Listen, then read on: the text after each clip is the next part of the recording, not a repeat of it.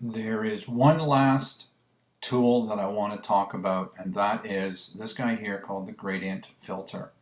The gradient filter works in a similar fashion to the adjustment brush in that we can paint in, or in this case using a gradient, apply a color balance. We can adjust exposure, contrast, highlight, shadows, clarity, saturation, sharpness, noise reduction, so on and so forth, using a gradient, similar to the gradient tool in Photoshop. So what I've got going on here is -50 in the exposure. If I were to click, hold, and now drag on a diagonal, I can actually darken that part of the image. Most of the darkening is starting up here, but it is in a gradient fashion, slowly transitioning to here. If I wanted to make that transition longer or shorter, I can do that. If I wanted to, I can actually grab the green and bring it in this way, and I think this is a lot better than extending this guy way the heck out here like that. But it all depends on what it is that you're trying to achieve.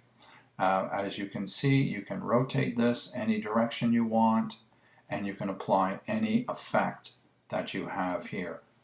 Not much else I need to talk to you about this. It works great. It's fantastic. If you've got a portion of the image that you want to throw in a little more detail and all that kind of stuff, as in clarity and sharpness, then gradient from the bottom up. Your horizon, if you got a horizon shot, your sky won't have all that detail and everything else, but the pebbles, the rocks, and the water leading to your horizon can have increased stuff. Absolutely stunning, absolutely fantastic. It's a beautiful thing. Now, don't want it, hit the delete key and it disappears. The only other thing I want to talk to you quickly about is this guy here, which is your preferences for Camera Raw, and then you have the rotate left and rotate right. That I don't even have to talk about. But inside here in the preferences, we have a couple of things that I just wanted to show you, but you don't have to actually do anything in here. Under the general, save image settings in a sidecar XMP file. What that means is that XMP file I talked about throughout the course that actually has the information that tells the image what to look like is going to reside in the same directory or folder as your raw file. The other option is to put it inside a database. Now, most of you guys are not going to go the database route, but if I was still working at the newspaper, that might be an option where there might be multiple people wanting to have access to the raw file. In that case, you'd put it in a raw database, which would be on the server that everybody would have access to, and they can actually get the raw file with all of these adjustments in it. Do you want to apply sharpening to your images or to your previews only? Totally up to you. I'm going to leave it on all images. Default image settings, just leave this stuff alone. All right, just leave this stuff alone. You might want to come in and make default specific to an ISO setting. That might not be bad. Make default specific to a, your serial count if you got more than one.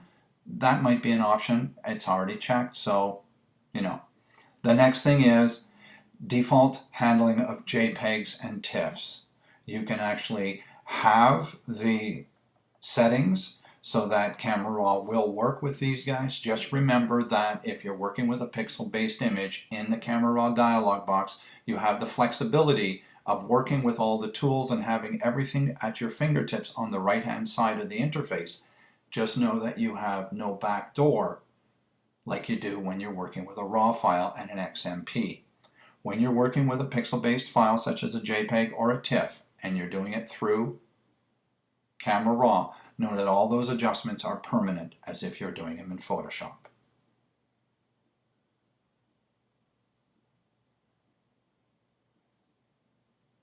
There you go, and I think that concludes our lesson on the Camera Raw interface.